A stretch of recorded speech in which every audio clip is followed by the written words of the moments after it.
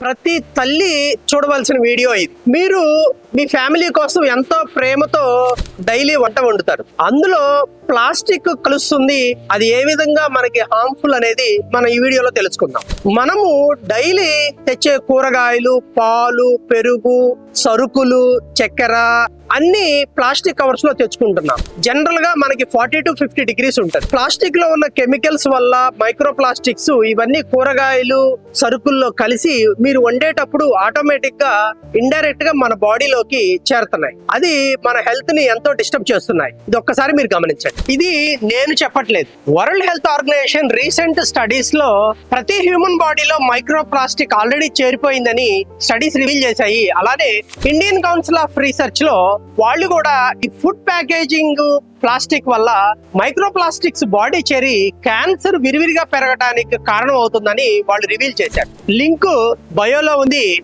ఈ రోజే స్విచ్ చేయండి, షేర్ చేయండి, ఒక తల్లికి చేరనివ్వండి.